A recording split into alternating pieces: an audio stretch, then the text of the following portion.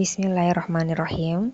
Assalamualaikum warahmatullahi wabarakatuh. Selamat siang dan salam sejahtera untuk kita semua. Pada pembahasan ini, Ibu akan membahas mengenai analisis butir soal dan penilaian pada kurikulum Merdeka serta penilaian kurikulum 2013. Jadi ini adalah rangkuman materi dari diskusi kelompok 5, 7, dan 8. Pertama kita akan membahas mengenai analisis butir soal. Jadi apa itu analisis butir soal? Analisis butir soal adalah proses evaluasi terhadap pertanyaan tes untuk menilai kualitasnya guna memastikan soal berfungsi dengan baik. Jadi analisis butir soal ini merupakan proses evaluasi terhadap pertanyaan tes untuk menilai kualitasnya. Kemudian ada aspek yang digunakan untuk menilai kualitas sebuah soal. Yang pertama adalah tingkat kesukaran. Nah, jadi harus dipastikan di dalam soal tersebut ada keseimbangan antara soal yang mudah, sedang, dan sukar. Jadi di dalam sebuah soal tidak bisa hanya soal yang mudah saja atau soal yang susah saja. Jadi harus seimbang. Oke, nah yang kedua adalah daya pembeda. Jadi analisis butir soal ini diharapkan mampu membedakan antara peserta didik yang berkemampuan tinggi dan rendah. Jadi dari soal yang dibuat diharapkan bisa dibedakan bahwa ini siswa yang berkemampuan tinggi, ini siswa yang berkemampuan rendah. Yang ketiga adalah validitas. Analisis butir soal digunakan untuk menilai ketepatan alat ukur dalam mengukur apa yang seharusnya diukur. Nah, jadi dari pertanyaan-pertanyaan di dalam soal, apakah mampu mengukur tujuan pembelajaran yang diharapkan. Yang keempat, reliabilitas. Reliabilitas ini konsistensi alat ukur sejauh mana hasil tes tetap sama jika diujikan ulang. Contoh sederhananya misalnya jika ada soal ulangan dari seorang siswa dan diperiksa oleh 2 orang guru, hasilnya tetap sama. Ataupun jika misalnya diujikan ulang, hasilnya juga sama. Nah, itu aspek yang digunakan untuk menilai apakah soal ini layak atau tidak layak digunakan. Kita bahas sedikit mengenai tujuan analisis butir soal. Tujuan yang pertama adalah untuk mengkaji dan menelaah butir soal agar diperoleh soal yang bermutu sebelum soal digunakan. Ya, jadi tujuannya adalah mencari soal yang bermutu sebelum digunakan. Yang kedua, membantu meningkatkan tes melalui revisi atau membuang soal yang tidak efektif, serta untuk mengetahui informasi diagnostik pada siswa, apakah mereka sudah atau belum memahami materi yang telah diajarkan. Nah, jadi yang kedua, untuk meningkatkan tes, selain itu untuk diagnostik pada siswa, apakah mereka sudah paham atau belum pada materi yang telah diajarkan. Nah, itulah pembahasan singkat Ibu mengenai analisis butir soal. Selanjutnya kita masuk pada penilaian kurikulum 2013 dan penilaian kurikulum Merdeka. Baik, nah Ibu bahas sedikit mengenai perubahan kurikulum di Indonesia dalam setiap periodenya. Jadi kurikulum di Indonesia telah berubah 11 kali setelah Indonesia merdeka. Nah, silahkan diperhatikan slide-nya. Jadi yang pertama adalah rencana pelajaran 1947, yang kedua rencana pelajaran terurai 1952, dan selanjutnya kemudian kurikulum, 3 kurikulum terakhir di tahun 2026 itu adalah kurikulum KTSP, kemudian setelah itu kurikulum 2013, dan yang sekarang adalah kurikulum Merdeka yang dimulai pada tahun 2022. Jadi Ibu hanya bahas beberapa saja. Silakan nanti jika teman-teman ingin mengetahui lebih jauh apa alasan dari setiap perubahan kurikulum, nah itu silakan dicari di internet. Nah, Ibu bahas yang pertama, kurikulum yang pertama yaitu rencana pelajaran 1947. Nah, titik tekannya pada kurikulum yang pertama ini setelah Indonesia merdeka adalah menekankan kesadaran kebangsaan. Nah, jadi ingin ditanamkan kesadaran kebangsaan kepada bangsa Indonesia bahwa bangsa Indonesia telah merdeka, telah terlepas dari penjajahan Belanda ataupun Jepang, dan Indonesia siap untuk berdiri sendiri. Nah, itu titik tekannya. Kemudian kurikulum yang kedua yaitu rencana pelajaran terurai pada tahun 1952. Kurikulum yang kedua ini adalah penyempurnaan dari kurikulum yang pertama tahun 1947, di mana struktur mata pelajarannya itu sudah jelas. Jadi sudah terpola mata pelajaran yang dipelajari, begitupun dengan beban belajar setiap mata pelajaran, serta mata pelajaran atau materi yang diajarkan itu disesuaikan dengan kehidupan sehari-hari. Nah, itu kurikulum yang kedua. Ibu langsung jelaskan ke 3 kurikulum terakhir yang diterapkan di Indonesia. Yang pertama ada KTSP, yang kedua kurikulum 2013, dan kurikulum Merdeka. Pada kurikulum KTSP, titik tekannya adalah ingin memberikan otonomi atau kewenangan kepada kepala sekolah untuk menyusun kurikulumnya sesuai dengan kebutuhan peserta didik, potensi peserta didik, serta karakteristik daerah. Nah, jadi ini adalah kewenangan kepada setiap sekolah untuk menyusun kurikulumnya. Nah, kemudian di kurikulum 2013 diadakan karena kurikulum KTSP ini dianggap masih menitikberatkan pada hafalan. Jadi muncullah kurikulum 2013 dengan dirancang untuk menyeimbangkan kompetensi sikap, pengetahuan, dan keterampilan. Jadi aspek penilaian pada kurikulum 2013 ini jelas sekali dari ketiga ranahnya, dan itu terlihat dari raportnya siswa, deskripsi dari setiap ranah baik sikap, keterampilan maupun pengetahuan itu didetailkan. Kemudian dievaluasi kembali sehingga muncullah kurikulum Merdeka. Nah, dengan pertimbangan bahwa kurikulum 2013 itu masih kurang fleksibel atau kaku, tidak menyesuaikan dengan kecepatan belajar siswa. Karena kecepatan belajar siswa ini berbeda-beda. Nah, kurikulum 2013 belum mampu menyesuaikan dengan kecepatan belajar siswa. Kemudian kurikulum 2013 juga dianggap materinya itu masih terlalu padat, sehingga di kurikulum Merdeka diadakan penyederhanaan kurikulum.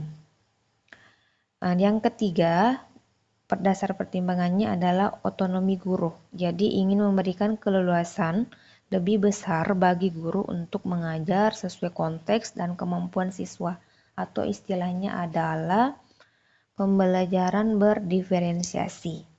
Jadi pembelajaran ini menyesuaikan dengan tingkat kebutuhan atau kemampuan peserta didik. Nah, itu diistilahkan dengan fase. Jadi ada siswa yang fase A, fase B, fase C. Ya, nanti dijelaskan lebih jauh lagi. Oke, selanjutnya kita masuk di perbedaan penilaian kurikulum 2013 dan kurikulum Merdeka. Yang pertama bisa dilihat dari komponen nilai rapor. Jadi di kurikulum 2013 itu deskripsi dari aspek pengetahuan, sikap, kemudian keterampilan itu didetailkan dan rapornya siswa itu panjang. Nah, kemudian di kurikulum kurikulum Merdeka itu lebih ringkas lagi dan sudah disatukan ketiga aspek. Kemudian yang kedua ada fokus dan jenis asesmen. Nah, di kurikulum Merdeka lebih berorientasi pada sumatif. Nah, ini pada hasil akhir. Nah, di kurikulum 2013 itu lebih berorientasi pada hasil sumatif. Nah, sedangkan di kurikulum Merdeka ada istilah barunya adalah asesmen diagnostik. Jadi lebih dipertegas lagi asesmen diagnostik karena untuk menentukan apakah siswa tersebut masuk di fase A, B, atau C dan seterusnya. Nah, kemudian lebih ditekankan juga asesmen formatif karena diharapkan guru dapat menilai selama proses pembelajaran. Jadi titik tekannya ada di asesmen diagnostik dengan asesmen formatif. Sedangkan kurikulum 2013 itu lebih berorientasi atau titik tekannya pada hasil sumatif atau hasil akhir. Yang ketiga, struktur dan konsep penilaian. Nah, di kurikulum 2013 dilakukan berdasarkan kompetensi inti dan kompetensi dasar per semester. Nah, sedangkan kurikulum Merdeka menggunakan capaian pembelajaran yang disusun berdasarkan fase dan memberikan fleksibilitas bagi siswa. Nah, jadi contoh misalnya ada siswa di kelas 5, siswanya itu beraneka ragam kemampuannya. Jadi di kelas 5 itu masuk di fase C. Nah, tapi di kelas itu bisa jadi masih ada siswa yang berada di fase B. Nah, maka siswa yang berada di fase B ini diberikan soal sesuai dengan tingkatan fasenya atau fase B. Jadi bisa jadi dalam satu kelas itu terdapat bermacam soal karena menyesuaikan dengan tingkat fase atau kemampuan peserta didik. Yang keempat adalah fleksibilitas. Jadi fleksibilitas ini di kurikulum 2013 itu lebih kaku. Kemudian kurikulum Merdeka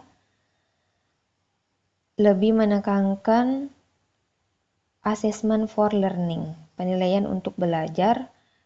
Jadi di kurikulum 2013 standar kompetensi dalam satu semester itu harus diselesaikan dalam satu semester itu. Nah, atau misalnya dalam 1 bulan harus diselesaikan dalam 1 bulan itu. Tapi untuk kurikulum Merdeka tidak mesti harus diselesaikan dalam 1 bulan itu. Bisa jadi dalam 1 tahun. Nah, jadi Misalnya pokok pelajaran yang A tidak mesti di 1 bulan, tapi bisa jadi misalnya diselesaikan dalam bulan ke-8, tergantung dari tingkat kecepatan belajar peserta didik. Nah, ini perbedaan dari segi fleksibilitas.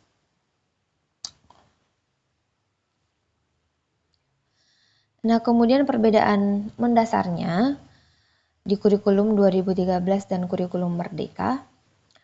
Di kurikulum 2013 penilaiannya berdasarkan 4 kompetensi inti.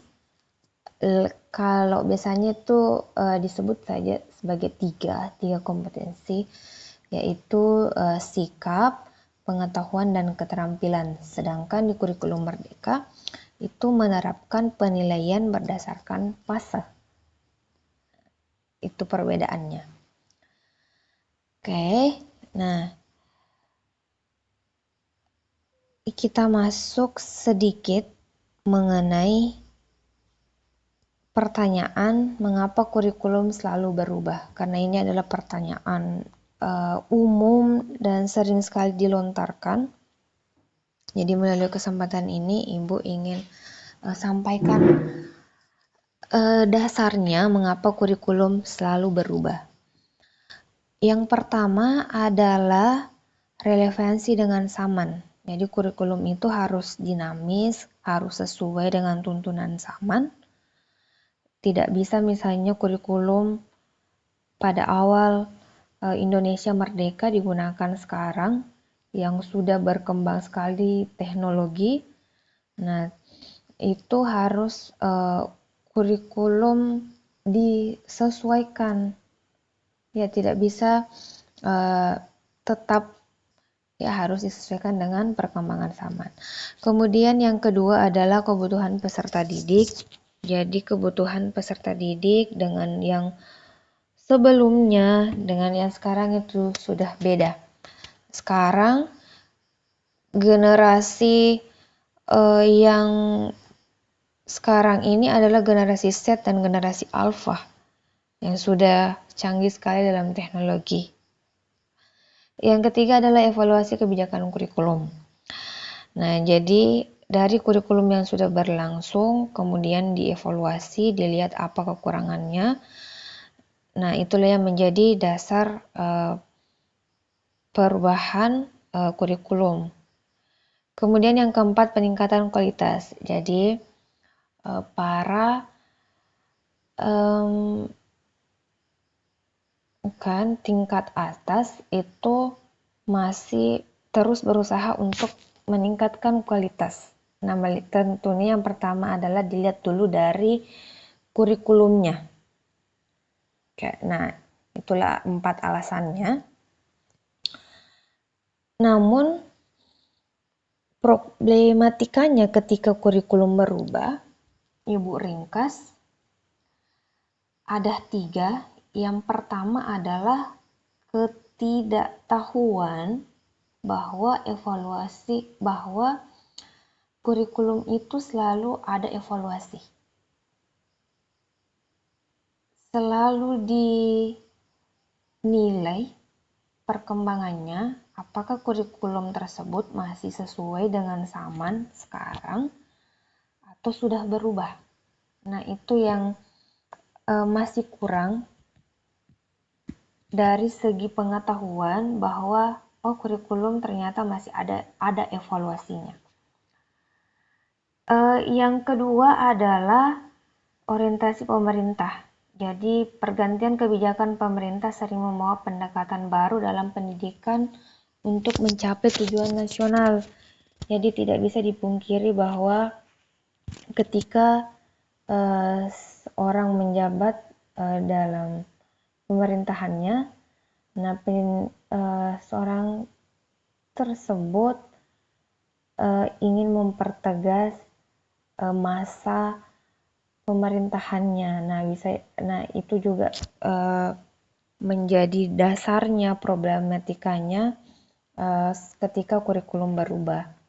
Nah, tapi ketika kurikulum berubah dan memang itu baik, ya kita sebaiknya laksanakan. Tapi kalau misalnya memang ditemukan ada kejanggalan, ya kita sampaikan kejanggalan tersebut dengan cara yang baik. Apalagi kita sebagai pendidik, nah tentunya kita harus melakukan dengan cara-cara yang baik. Problematika yang ketiga adalah dari pelaksana. Tentunya pelaksananya ini adalah guru. Nah, Ibu melihat fenomena yang terjadi. Jadi guru kita lihat atau kita beri pertanyaan saja, apakah guru mau berubah? Apakah guru ini mau belajar? Apakah guru ini mau mengembangkan pembelajarannya? Karena kita lihat dari survei bahwa dari segi contoh misalnya dari segi sertifikasi, guru-guru sekarang itu sudah banyak yang sertifikasi. Namun apa yang terjadi? Ternyata pendidikan masih begitu saja. Pembelajaran masih berjalan seperti sebelumnya. Peningkatannya belum terlalu tinggi.